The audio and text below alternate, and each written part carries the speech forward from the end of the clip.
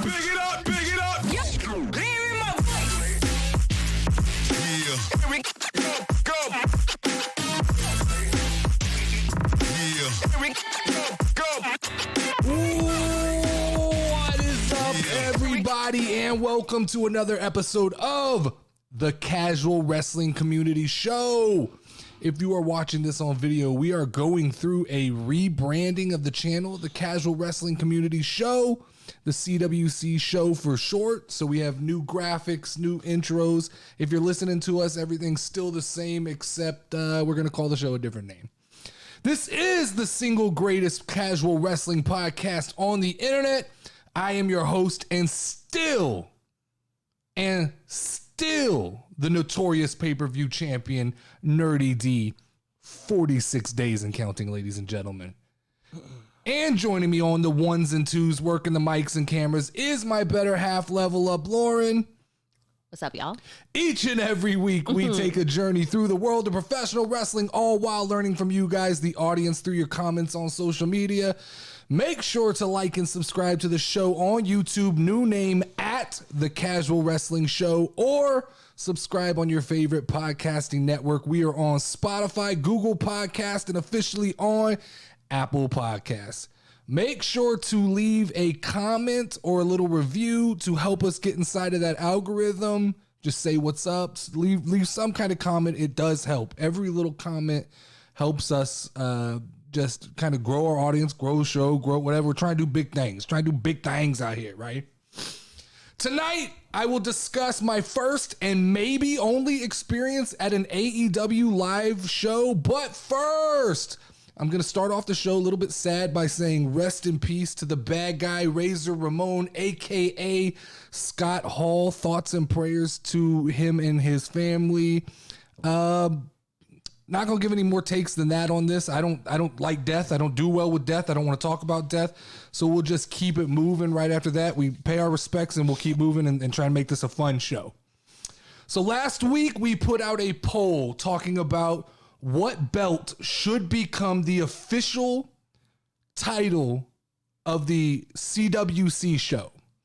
And we had narrowed it down internally to, and this is a birthday present for myself, and we had narrowed it down to the Universal title, and we narrowed it down to the, what was it? The WWE title, right? Yes. And we put it up for a vote, and the vote went to about 60-40 for the WWE title. I was all ready to pull the trigger. Okay.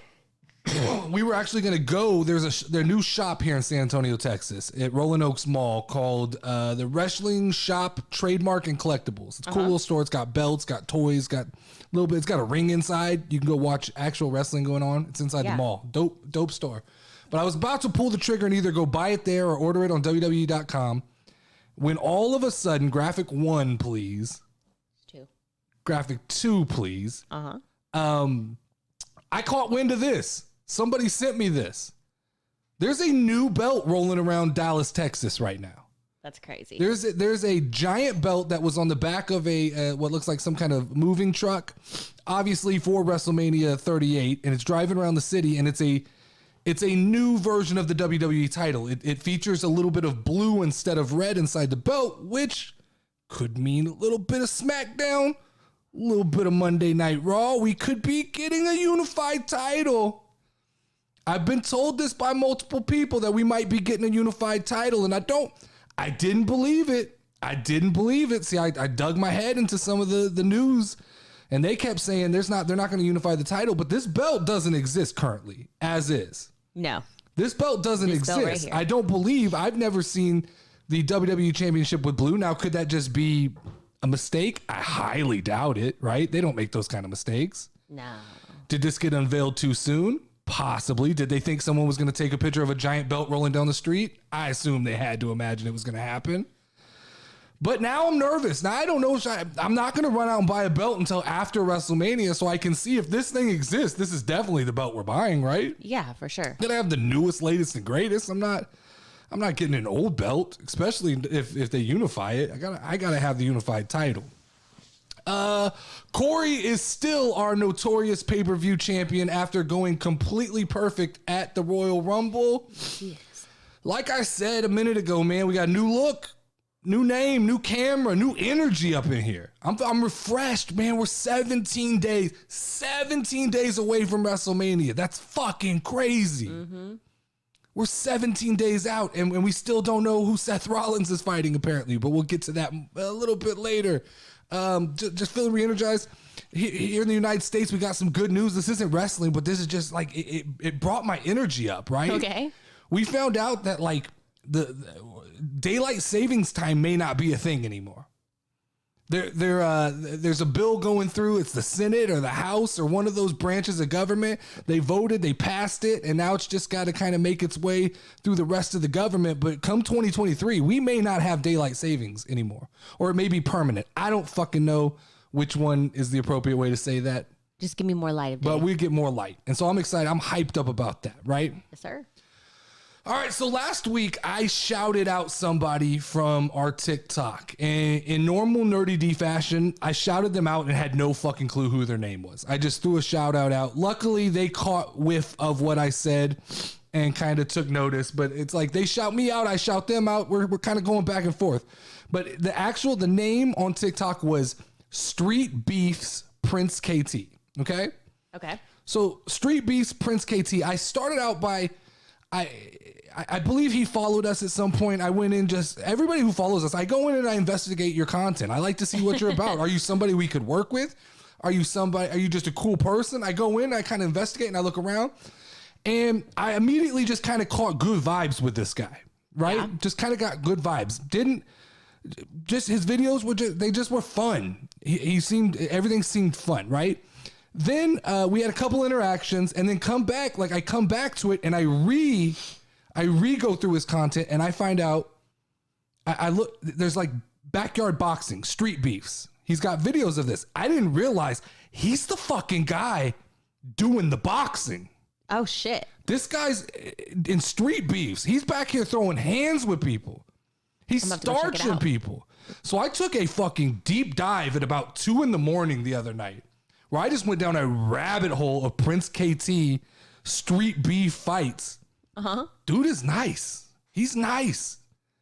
So shout out to Prince KT. Look, anybody who will willingly stand across from another man and throw hands for sport, you got my fucking respect right off the bat. So shout out to him. Now, Prince KT, we had a little more conversation, and he let me know he's looking to transition into professional wrestling.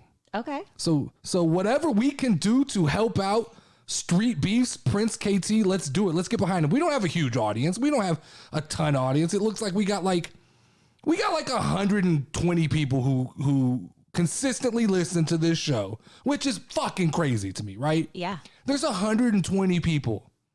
And I appreciate every one of those people who every week tune in to either look at my stupid face or listen to me bitch and complain and talk about wrestling.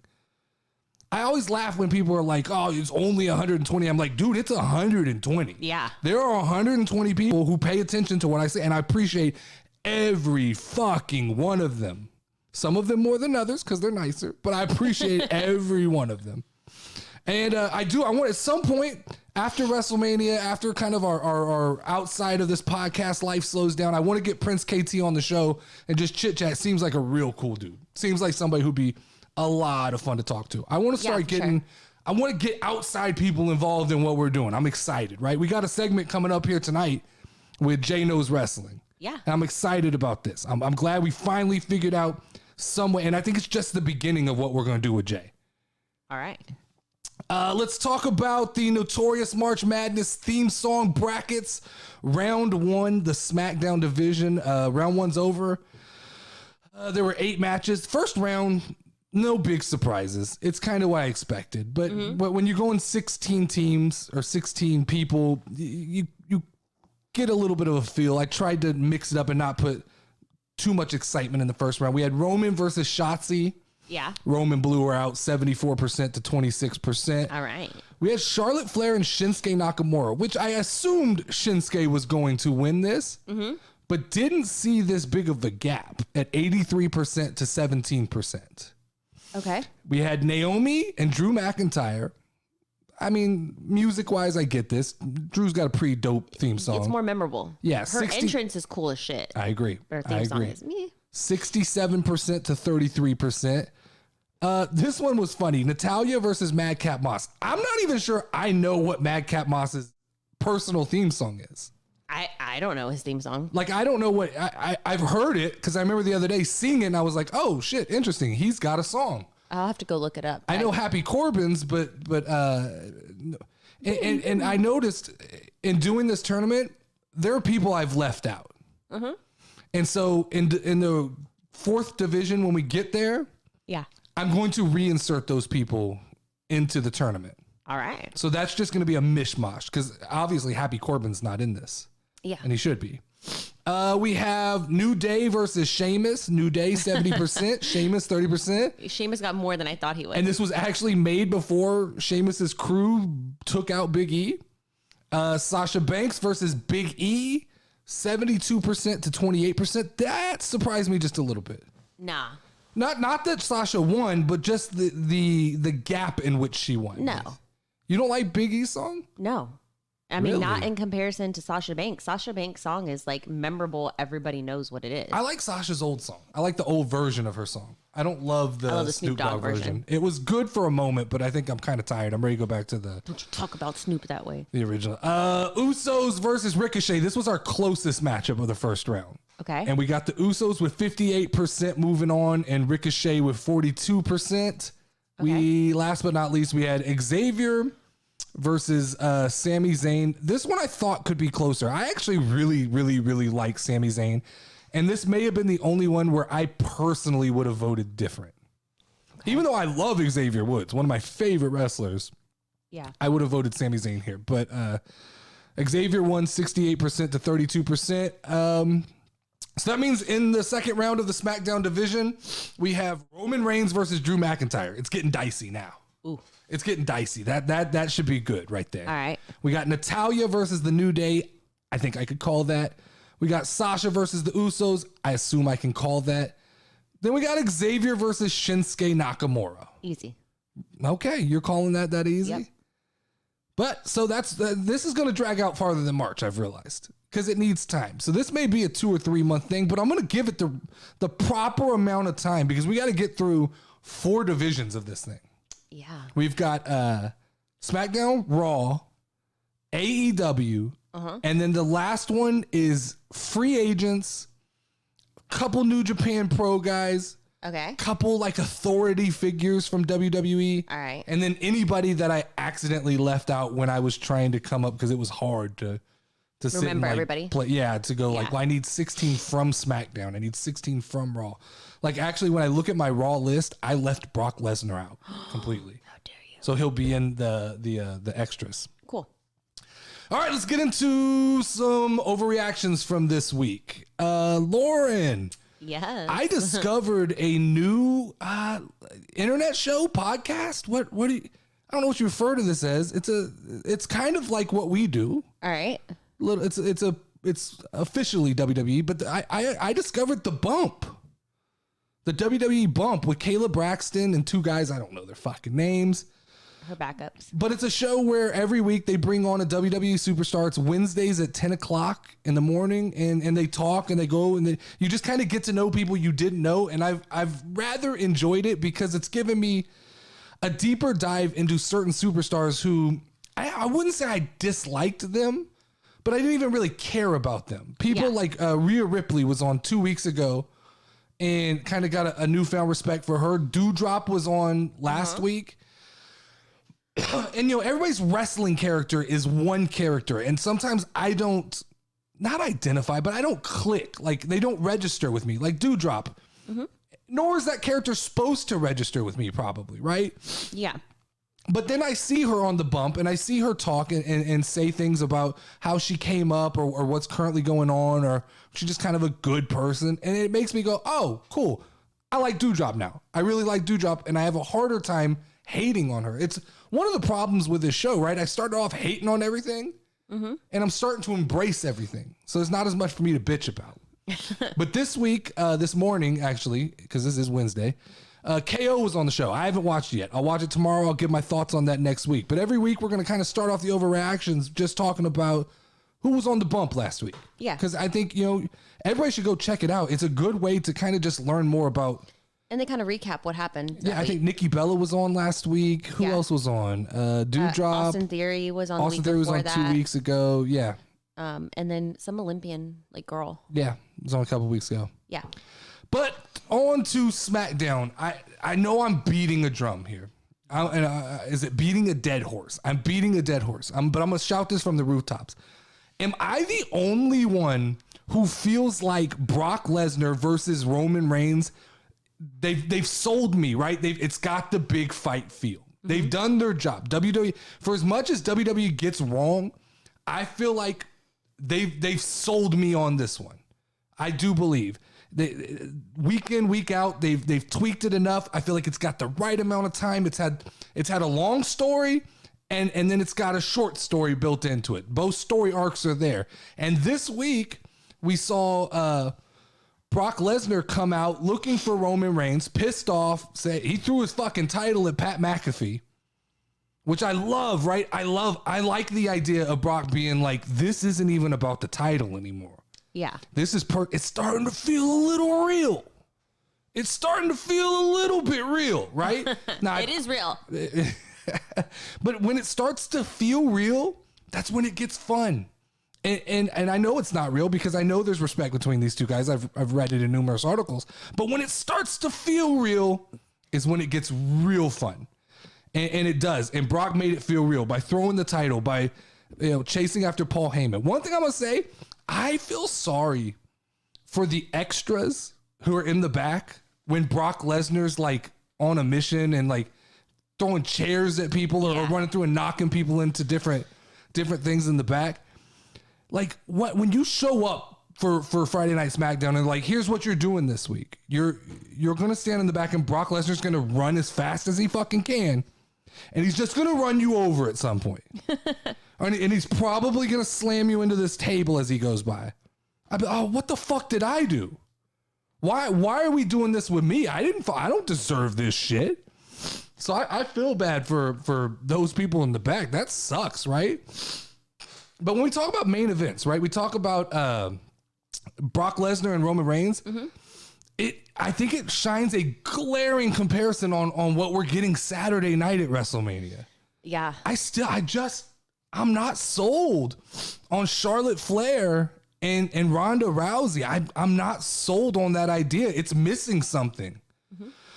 It needs a stipulation. It needs another person involved, a special guest referee. It needs something. It's just when I look at Saturday and I look at Sunday and I go, we're ending off Sunday beautifully, but Saturday is like like it's okay. I'm not Charlotte. Look, I hate on Charlotte a lot, but Charlotte's not bad. She's good at getting reactions. Whatever. Not my reaction. That's opposite of what I'm gonna say. She doesn't move a needle for me. There's tons of people who love Charlotte Flair, and that's fine, right? You do you. She doesn't move the needle for me. Ronda doesn't move the needle for me. Ronda's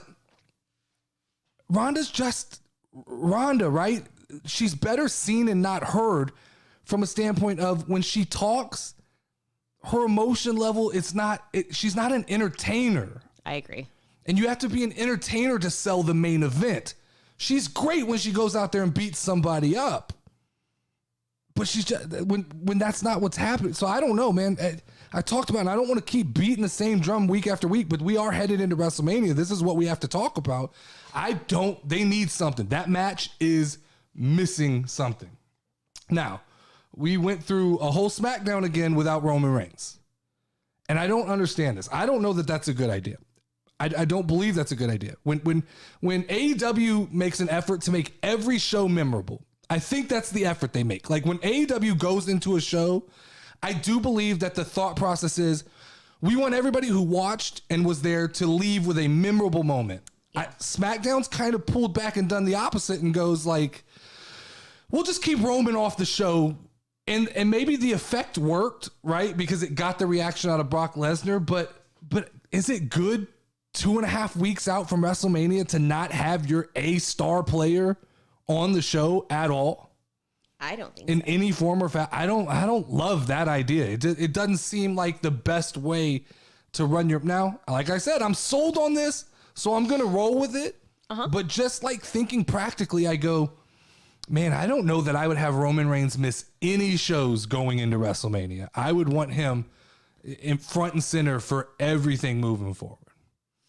Earlier in that show, or later in that show from the Brock Lesnar, because he did open the show, then we weirdly ended with, I don't even remember what was the ending match of that night.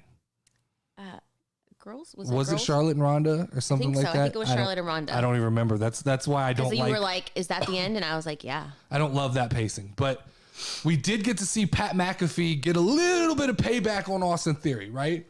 And somebody messaged me last week on one of the social medias and said, hey, man, stop talking about a match that nobody cares about. Is that the case? No. Does nobody care? Because I care. I fucking care. Like, I'm interested in Pat McAfee versus Austin Theory. Mm-hmm. I don't think Pat McAfee goes out there if he doesn't think he can put on a show. And Austin Theory is talented, so I have no worries there. You got to believe that at some point Vince McMahon gets some kind of involvement in this. So I'm excited for this. I don't know.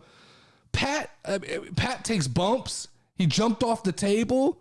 It looked good. I thought fucking Michael Cole was great. Yeah. Michael Cole sold that so well with the Pat. Come on, Pat. Pat. Hey, chill, Pat. Chill. Hey, that SmackDown did a good job of making things seem real. I could suspend my belief for a little bit and actually get into it. Maybe I'm just sold on WWE right now, right? People keep calling me Mark. Why are they calling me Mark? That's not my name.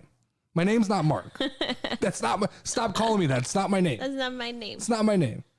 I wish that Austin Theory's having to do like a whole side thing on Raw with Finn Balor to stay relevant, because that is his home show, right? He's Monday Night Raw and they need to feature him. And I wish Pat McAfee was available to sneakily show up on a Monday Night Raw. I know it just doesn't really fit into his schedule. Yeah. But it would be fun if he showed up on Monday Night Raw one night.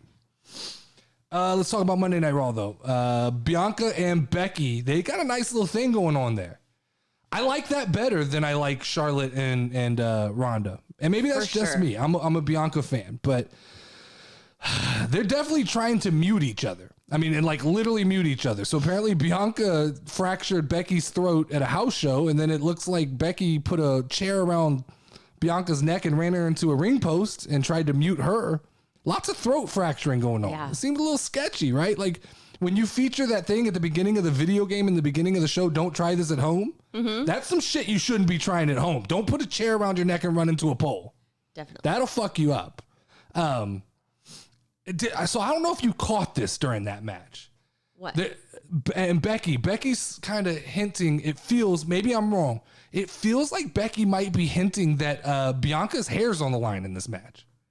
Or that something's going to Becky, the way they're featuring the long braid in this leads me to believe that like there is a deeper element to this story. And I believe that at WrestleMania, this is just a random prediction, Becky Lynch is going to cut the braid off of Sasha Banks. Becky Lynch is going to cut the braid off of Bianca Belair's head. Dude, that would be crazy. I think it's time for the braid to go. I don't think it's time for the braid to go, but I don't think it hurts for the braid to go. Bianca doesn't need that gimmick anymore. Everybody in the WWE universe knows who she is. That braid got her noticed. Yeah. But she doesn't need it at this point. She's Bianca ascended Belair. Her talent can carry her at this point. I mean, she's good on a microphone. Fuck everybody who says she's not good on a microphone. Oh, she's extremely good on a microphone. For a baby face, she does the job exactly the way you want it done. And Becky is the perfect heel to Bianca's face. I mean, we all of us, right? As a collective, the whole CWC, we all agree, right? That there's more excitement in Bianca and Becky than there is in Charlotte and Ronda. That should have been the main event, especially if they're going to do something with the hair. Can you imagine, can you picture this? WrestleMania 38. Bianca and Becky are in the ring. Bianca gets ready to whip her with that hair, and all of a sudden, Becky, ties it to the ropes or something where she can't get away. pulls out a pair of scissors and just snap. Can you imagine that? I'd be like, I mean, do you know, like, that's a fucking WrestleMania moment. That's a big deal. It also separates Bianca from, that's gotta be annoying. That's gotta be annoying, right? for somebody to cut your hair? No, to have to wrestle with that fucking giant thing and hold it and get it out of your way when constantly. When she does her flips and stuff, she has to like hold it and wrap it around It's her. gotta be like, I'm she's sure gotta be hard. ready to separate herself from that gimmick. She has to be. Yeah. And I think it's the right time. And I think it makes for a hell of a WrestleMania moment. So I think that's a prediction. You can put that on the books. I believe they're either going to say, like, if Bianca loses the match, her hair gets cut off, or Becky's just straight up cutting the hair off during the match, which will lead to a more aggressive Bianca Belair, which puts her over the top and causes her to walk out of WrestleMania with the Raw Women's Championship. Yeah. Last but not least here. So KO was holding it down on Monday Night Raw this week. He opened and closed the show. He's a fucking workhorse, man. I don't understand the lack of respect for Kevin Owens. When we put up Kevin Owens content, there's always some douchebag who comes in and is like, why the fuck? Who cares? Why would they put Stone Cold with KO? Like, because KO's the fucking man. He's the guy. Name somebody who works harder night in, night out. Name someone who cuts a better promo. Name somebody who is better comedically and also as aggressive as Kevin. I'll wait. It's not, Seth Rollins is good. And Seth Rollins excels in a lot of places, but overall, all the way around, nobody's touching Kevin Owens. All the way around. When you bring in everything, sports entertainment, pro wrestling, a little bit of everything, Kevin Owens is that guy. He just is. Opens the show, closes the show. He's in the middle of the show. He's putting on triple duty half the time to keep Monday Night Raw. He was the best thing that happened to Monday Night Raw in the draft that nobody fucking talked about, right? Everybody was like, oh, Bianca, Seth, Becky. They were all hyped up about them. Fuck that. KO is the guy. He's that guy. And Kevin Owens has chemistry with fucking damn near every person he gets in the ring with, right? Yeah. Chris Jericho, man, they sold the shit out of that. Sami Zayn, he sold the shit out of that. Seth Rollins, he sells the shit out of that. He's that good, right? But we still got no answers for Seth Rollins. We came in and out of Monday Night Raw, and we learned nothing. Now, spoiler alert, if you don't want to hear this, I did catch a Facebook article. Dave Meltzer, that fucking name, like, I don't, who the fuck is Dave Meltzer? No. Who the fuck is this guy? Like, I don't know who Dave Meltzer is, but his name pops up all the time. And the funny thing is, most of the time when it pops up, this is wrong information. From my point of view, I don't know. Maybe he's right. I don't know who the fuck he is. I don't care who the fuck he is. Fuck Dave Meltzer. I don't like Dave Meltzer. Fuck that guy. But Dave Meltzer is reporting that it's a done deal for Cody Rhodes versus Seth Rollins at WrestleMania. That's what we're getting. That the ink is on the contract. It's dry. That's what's set in stone. And unless something crazy happens, that's what we're getting. And gotta say, man, if this is a real deal, I'm excited. It fills out the card real well. You start looking at that card up and down, and I go, I am excited for WrestleMania 38. I'm fully in on it. Now, does this all hang on what Dave Meltzer's saying? 100%. And hopefully, hopefully that's true. Come on, Dave. Yeah. But that's my recap of WWE for this week. So what we're going to do next here is we're going to take about 5 or 6 minutes, and we're going to let Jay Knows Wrestling jump in here. We're going to let him give us an AEW recap because, truth be told, we went to an AEW event tonight, and it was fun. We had fun. We'll talk about it more in the burning question, but I just can't commit to doing a AEW recap every week. I can't commit to that. And Jay is very good at this. He very knowledgeable. So we'll go ahead. We're going to run this segment, and then we'll be back in about 6 minutes. All right. Hey, it's your boy Jay from Jay Knows Wrestling. And this is AEW This Week. So Dynamite was a big show because it was the Revolution Fallout show. But don't worry, CM Punk or MJF are here, even though the pay-per-view was built around their match. We open up the show with Chris Jericho. He has a new faction called the Jericho Appreciation Society, I believe. I'm pretty sure that's the name. The Inner Circle's no more because Chris Jericho hit Santana with a bat. Even though 3 guys of the Jericho Appreciation Society, Daniel Garcia and the tag team at 2.0, were beating up on Chris Jericho literally 3 minutes before Jericho announced the formation of this new faction. Jake Hager is also a part of it. Bryan Danielson and Jon Moxley beat up a random tag team. William Regal grabbed the microphone and said if any team steps up against these two, they're gonna get stepped on. Adam Page and Adam Cole apparently are still beefing, and Adam Cole thinks his way back to the AEW title is with a trios match. But when Adam Cole makes it backstage, the Young Bucks say, "Hey Adam Cole, we're not gonna help you against Hangman Page." Adam Cole's like, "That's awesome guys, because I was gonna pick these two, Kyle O'Reilly and Bobby Fish." So it's basically the Undisputed Era minus Roderick Strong. On the other side of the arena, I'm hoping, Adam Page runs into this crazy group of guys called the Dark Order. And they're like, "Hey, Hangman, will you pick us to help you? Blah, blah, blah. We'll help you, Hangman, so we can wrestle on TV. Oh." And Hangman Page was like, "Nah, I ran into Jurassic Express, and they want to fight the Bucks, so they are going to be on my team." Jurassic Express are the AEW Tag Team Champions. It is a team of a dinosaur and a jungle boy. The Young Bucks aren't in the match, though, so the plot thickens. Matt Hardy gets kicked out of his own faction, and while he's getting beat up, his brother starts coming to the ring, but cutting a rug and dancing the whole way down. But Jeff Hardy now in AEW. The Hardy Boys are now in AEW. That's gonna be amazing. Thunder Rosa, once again #1 contender for Britt Baker's AEW Women's Championship for like the 8th time in the last calendar year. But the next match is gonna be in a steel cage. And Scorpio Sky gets a shot at Sammy Guevara for the TNT title. The whole reason this match took place was because AEW wants the mixed martial arts chick called Paige Van Zant.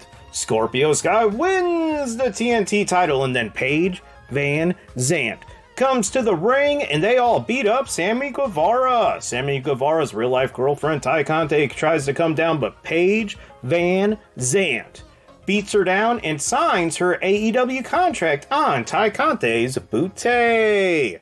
We then get to Rampage and Scorpio Sky says, "Hey, I'm only going to carry 1 title, not 2 like Sammy Guevara."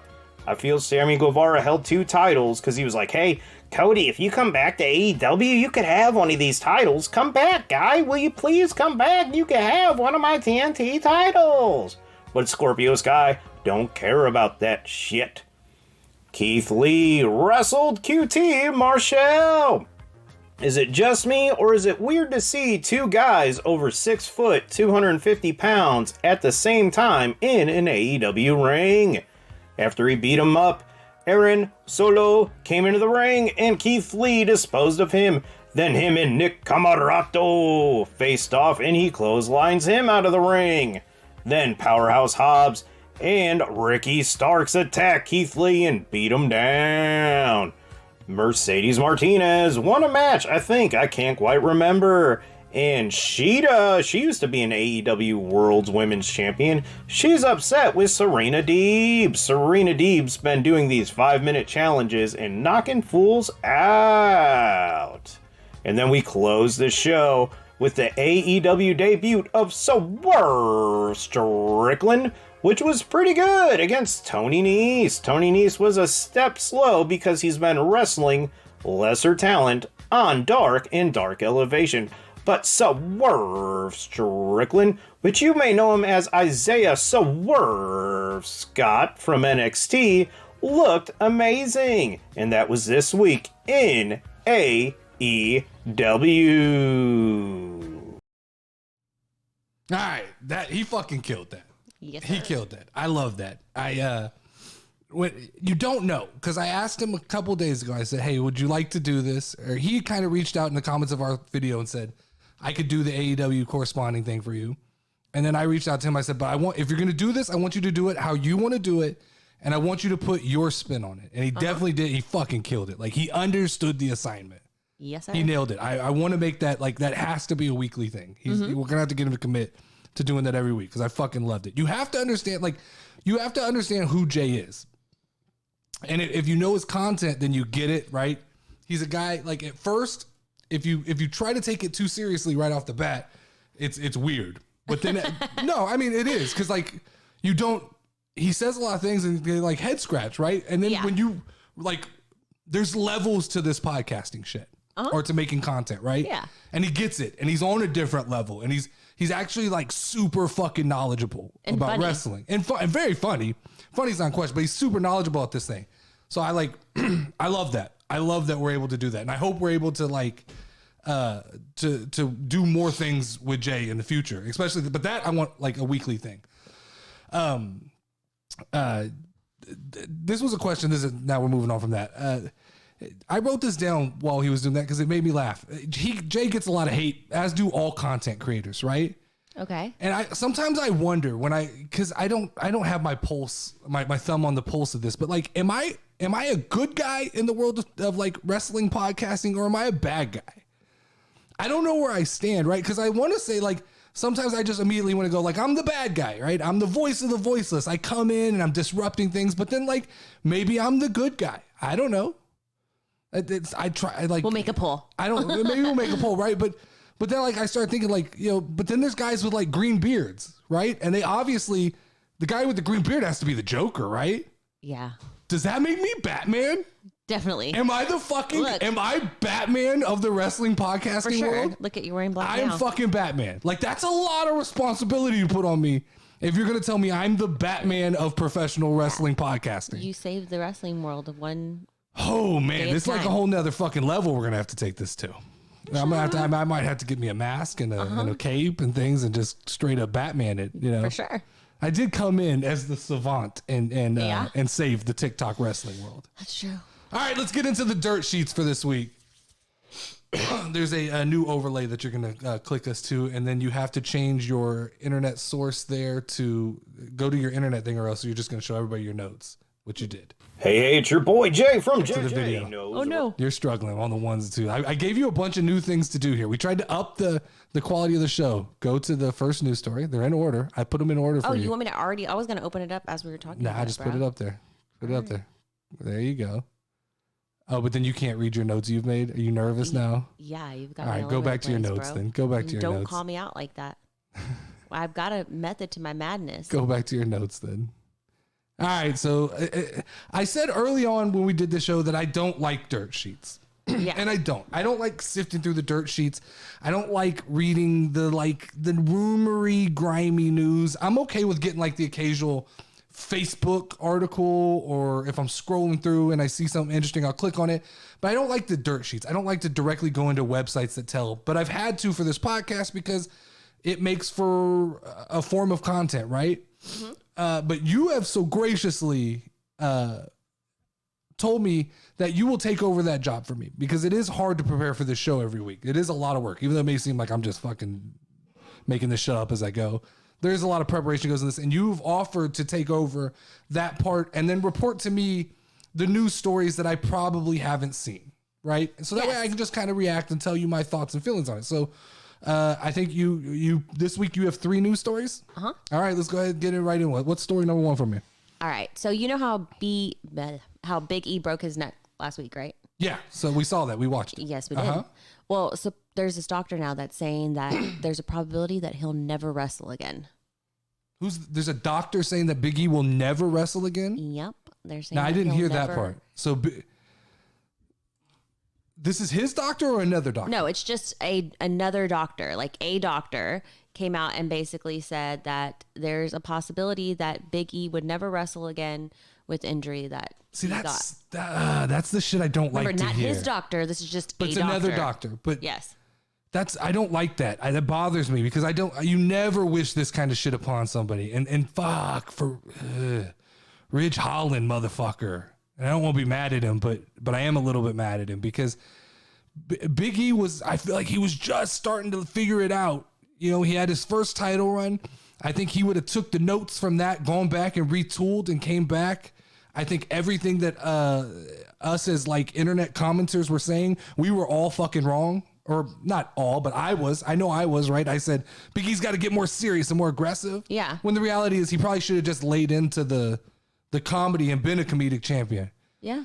Fuck, though, that sucks. Like, Big E could be done forever. I mean, that's crazy, right? But also, I'll say on Rich Holland's side, like, imagine how you feel being the one that ended it all for him. Well, and I'm sure that dude feels like shit, so I don't want to pile onto him, but, like, how quickly it could change. I told you, I rewatched the segment. And like you go from Big E riding a four-wheeler to the ring or whatever, or dancing around the ring and being happy to like, you're sitting there watching and you go, moments later, this guy's not going to be able to walk.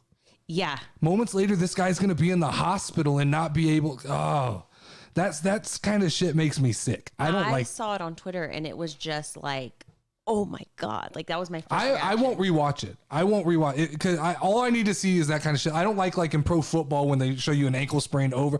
I got it once. It's locked in. I don't need to see it ever again to know how fucking horrific that was. But I mean, on top of that, and this is just me ranting a little bit, but like, do we really need to be lifting guys that fucking big up for suplexes, for belly to belly suplexes outside the ring? Like, what did that really add to that match? What does a move like that add? I don't love guys like Big E being suplexed over the top of somebody's head. It just doesn't. Let's move on. I don't like that. Okay. All right. It bothers me. I don't like that. That fucking sucks, man. So moving on, this week on Twitter, we had Bailey, who was at it again.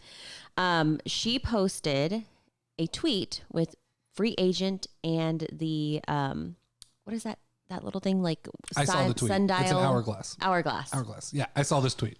This is Bailey. Bailey does this shit, right? She's known for kind of trolling and getting everybody excited. Now, it seems like we're due Bailey coming back, right? It's been long enough. She's been injured long enough. What if, because I was talking about it earlier, what if that Charlotte and Ronda match, it needs some spices. It needs something. What if Bailey gets involved in that some way? Just even at WrestleMania. Or post-match. It needs something, like Saturday night needs to close out with something people are going to talk about. And I don't feel like it's going to be Ronda and Charlotte. So what if, let's say Ronda wins, right? Ronda's going to need something to do after WrestleMania.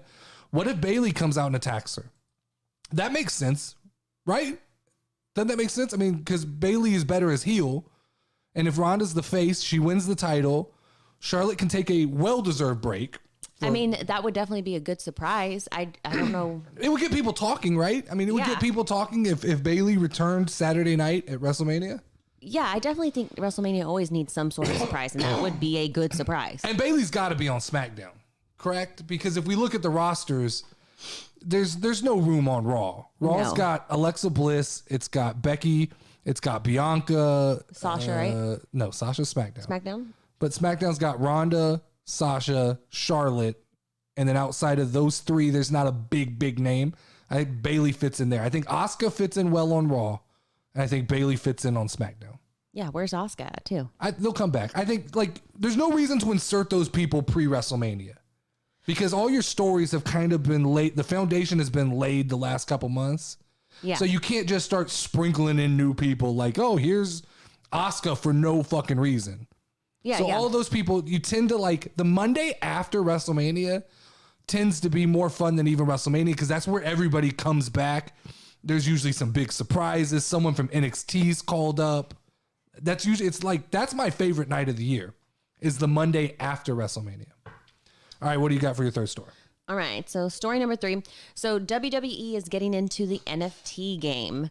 It's WWE Moonsault is the new platform that they're using for NFTs.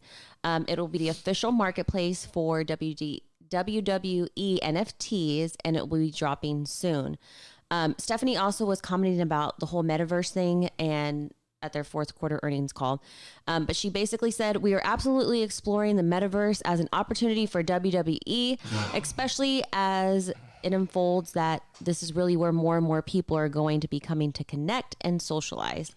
WWE is a community-based business, and it's all about its fans coming together and sharing this experience.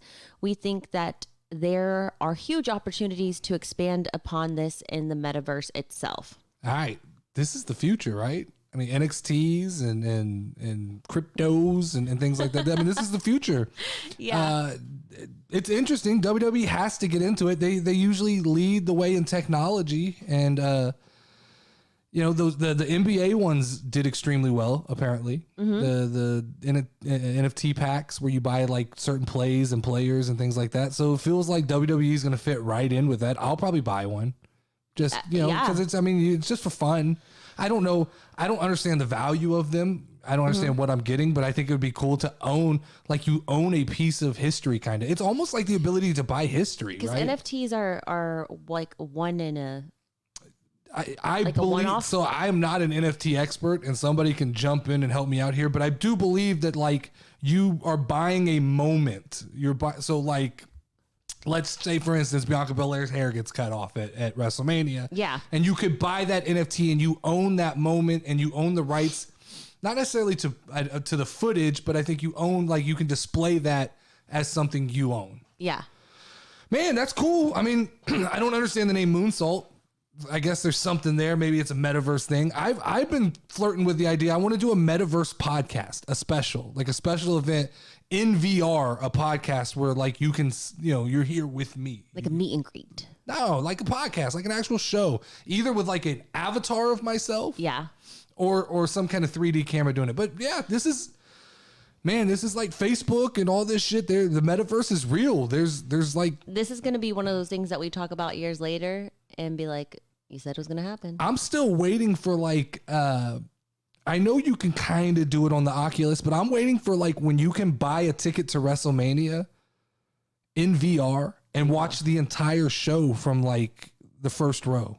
That'd be super fucking cool. They do it in a lot of basketball games now, a lot of NBA and college. You can watch the game from the courtside perspective. I'd pay $50 to watch WrestleMania from a VR perspective. That'd be pretty cool. Yeah, for sure. All right, let's get into this week's burning question. Oh. So just a couple hours ago, we were sitting in the Freeman Coliseum for St. Patrick's Day. What was it called? Smash. Was that what it was? St. Patrick's Day Smash? I think so. Whatever. It was the March 16th AEW live event in San Antonio, Texas. We were there. We went. We bought tickets. Got them for my birthday. And I thought the proper topic for this week would be, I've been to 5 WrestleManias in my life. 27, 28, 29, 30, and 33 or 34. Not sure exactly, but it's something in the Atlanta, Miami, New York, New Orleans, and Dallas. Whatever number those correspond to. So I've been to numerous Monday Night Raws. I've been to Monday Night Raws after WrestleMania. I've been to SmackDowns. I've been almost anything you name it. I've been there. So I have a little perspective. The only thing I had never been to in the world of wrestling when it comes to large scale events was an AEW event.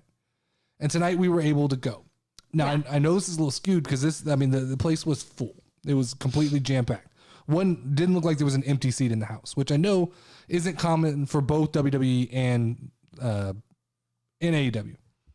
But I want to talk to you about this. Interesting. I know there were a lot of things I noticed, a lot of compare and contrast I could make between the two companies.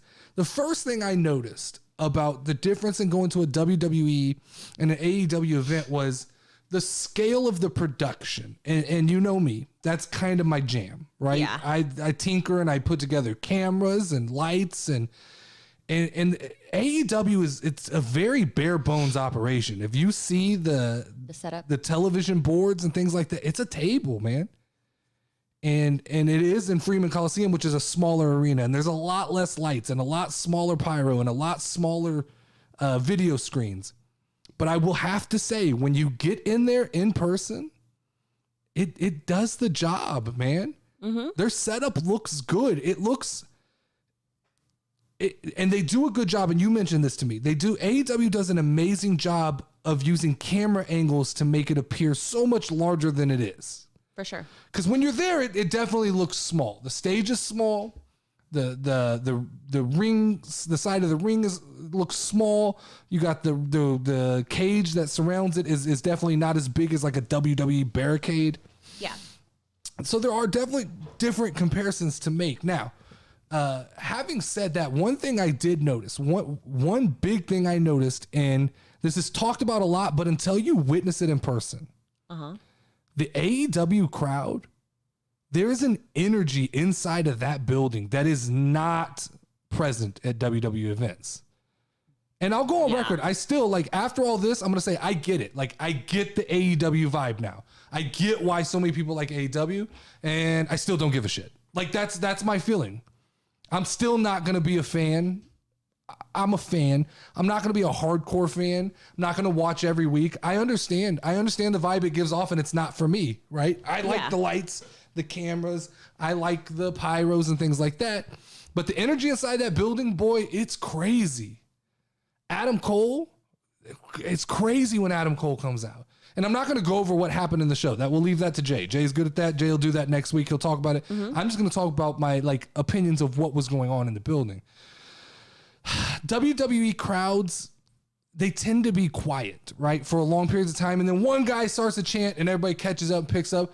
At AEW, there's just constantly somebody fucking yelling something, screaming. And it's a smart crowd. They know when to chant. They know when to clap.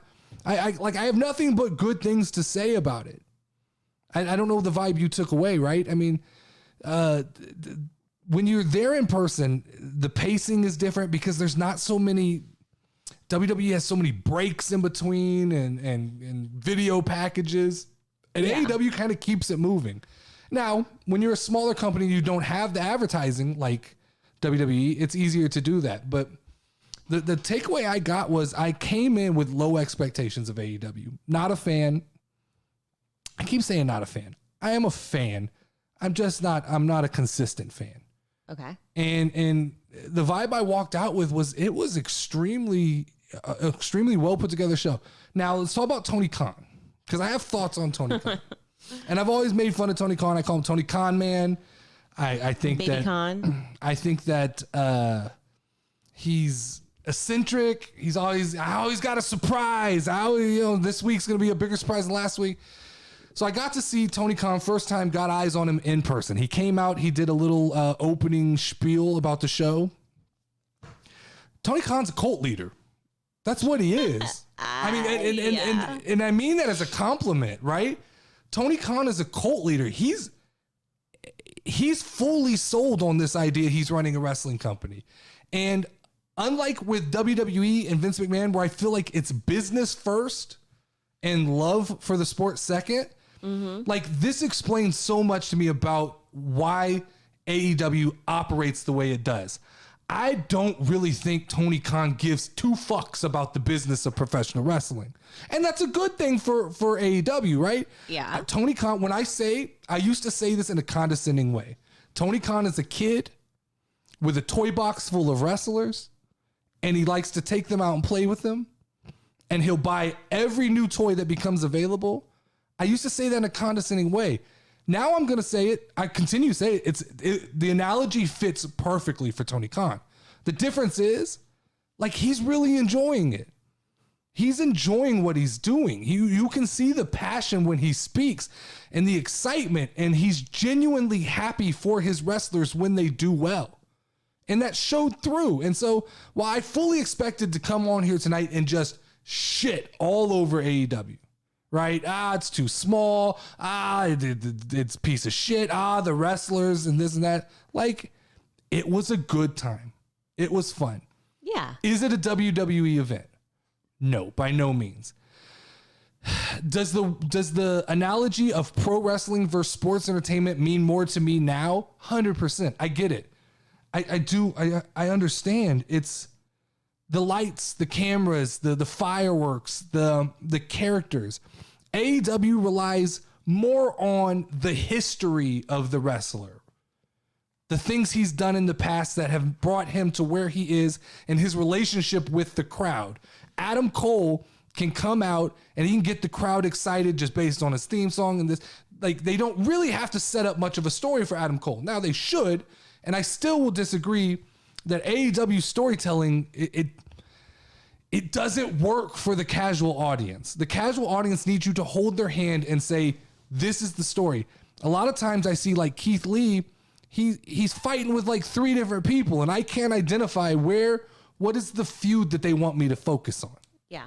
And I get it. For like the real smart wrestling fans, they're able to chart that shit and do that stuff, right? But for casual wrestling fans, to me, it can get a little overcomplicated. It is a little bit of an overcomplicated storytelling, and sometimes it's sloppy storytelling, and it gets defended by the IWC, and I'm not going to buy that bullshit. But coming out of this thing, I think, look, newfound respect for AEW. It's not WWE. You're never going to convince me it's as big as WWE. You can convince me that the roster is as good as WWE after going through what was an impressive night. I feel like there was no CM Punk, but it was an impressive night. Like, you got to see, like, every match felt like it meant something. I will say I don't like the pacing of AEW shows, and I've said this before, and I'll say it again. They're all over the place, but WWE's flirted with this in the last couple of weeks too. I also don't like when you go to this AEW live event and it goes, the way they record the show was Dark, Dynamite, Rampage. And by the time we got to Rampage, the energy was completely sucked out of the room. Yeah. So I wish they would flip Rampage. And I know it's weird contextually to do Friday's show before Wednesday's show and Dark, but I feel like the energy at 6:00 was way better than the energy was at 9:00, especially after the main event they had. The main event fucking blew the roof off of the building, and coming out of that, it's like, it's asking a lot to have fans keep that vibe going into a whole nother, like, supposedly show of wrestling. Definitely. Other than that, like, the only other thing I could say is the audiences, they're vastly different. And so the reason why everybody sits and fights, like, I now have a visual avatar of what the IWC is, and I have a visual avatar of what the CWC is, and they're vastly different, right? And I'm not going to shit all over the IWC, but a lot of them look like they live in their mom's basement. It's what it looked like, right? Like, dress up, put on some real fucking clothes. Don't go to wrestling in pajamas. Yeah. I'm just saying, right? Like, don't look like you just murdered 3 people. It's okay. You don't have to look that way. And that's what the majority of that audience is. That's what they look like. Now, there's some normal casual wrestling fans in there, but there's a lot of, like, scary people. A lot of older people too. It scales way older. It scales way older. And when I say older, I mean in comparison to, like, when we go to WWE events. WWE is WWE, and this is I'm overgeneralizing, right? I know this isn't the only audiences exist, but I'm just like, if you have to break it down to an avatar, AEW is a bunch of guys who live in their mom's basement just playing. AEW is a lot of older wrestling fans. Lots of, how do I say this nicely? Lots of guys that were there by themselves, not with friends, not with a wife, not with a girlfriend, just guys who bought one ticket and they're there by themselves. Notice that. High trend of that, right? WWE tends to be more of parents and kids, right? And couples. That's that's an observation. It may not be right. It may be wrong. And I don't want to go on about this all night. This was just my burning question for this week was just going to be, since we were there, a quick kind of back and forth. All right. So let's get into a Q&A here. Okay. So someone asked me, I got a message on TikTok, and someone asked me if it was okay to ask questions that aren't about wrestling. Okay. And I don't see why that's a problem. The podcast needs to stay formally or mostly about wrestling, but I do think that it's okay for every so often to throw in a question that's not about wrestling. This week's question, 100% about wrestling, but maybe in the future there'll be some that aren't about wrestling. Also have kind of played with the idea, and I'll talk to you about this later, Lauren, doing a second podcast that's just about some bullshit. Okay. A 30-minute show where we just talk and we can answer questions, maybe do it live, whatever. But this week's question comes from @ElectricChamp24. Okay, we're at 1 hour. This question comes from ElectricChamp24. He asked, who are your favorite wrestlers of all time and who is your current favorite wrestler? All right. So I just threw together a list real quickly of wrestlers that I like. My favorite wrestlers right now, currently, Sasha Banks, Bianca Belair, Kevin Owens, Brock Lesnar, Xavier Woods, Does Pat McAfee count? Yeah. Is it okay? Like, is it okay for Pat McAfee to be my favorite wrestler? Yeah. Like I think if he's gone in the ring. But if I just call, like, he could just be my number one wrestler. How casual of a fan does that make me if Pat McAfee is my favorite wrestler? That's okay. Does it make me like so obscure, like so fucking hipster that the IWC embraces me, but I'm so hipster that I go right past the IWC and circle back to being a casual fan? That's how obscure an answer is to say Pat McAfee. Pat McAfee is my favorite wrestler. But of all time, I'd say those are my current all time. Man, I hate saying this. I hate saying this out loud. Alberto Del Rio was one of my favorite wrestlers of all time. Yes, sir. And that's where I get into that argument of like being able to separate what they've done from how they wrestle. Yeah. Damian Sandow was one that I really enjoyed. His name's like Aaron Stevens. And to show you like no bullshit, the minute they leave WWE, I don't fucking follow them. He wrestles in NWA, I believe. Mm-hmm. And I think, did we do him for 20 questions? Is that who it was last week, right? I don't Maybe remember. that's why he was fresh on my mind. I don't know. I feel like you either have to be a Rock or a Stone Cold guy, right? You can't be both. I think you could be both. No, when you're making your list, you have to choose. Like you're either a Ja Rule or a 50 Cent guy, like an Eminem or a Benzino guy. If you got to either be a Rock or Stone Cold. It's okay now. Okay, so who did you choose? Stone Cold. I was a Stone Cold guy. I'm a Rock I've always been a Stone Cold guy. Stone Cold, man. They're just fucking all right. Throwing back the beers, even though I've never drank in my life. Okay. I was fucking fan. That tends to be like with music and everything. I like a bunch of shit that has nothing to do with what I like. It's true. And then I have CM Punk. And that's CM Punk the wrestler, not the person. Not a big fan of CM Punk the person. Yes. Do like CM Punk the wrestler, especially his disgruntled WWE years. Was some of my favorite times in wrestling. For sure. Let's get into 20 questions. Okay. So I understand that this week's 20 questions is topical, you said. You picked this based on something that's kind of going on in the world of wrestling, right? Yes. All right. Is this person associated with the WWE? Kinda. Okay. See, I don't like that. Already. Well, kind of? Kinda. So, okay. So is this, let me rephrase the question for you. Is this better? Is this person currently in the WWE?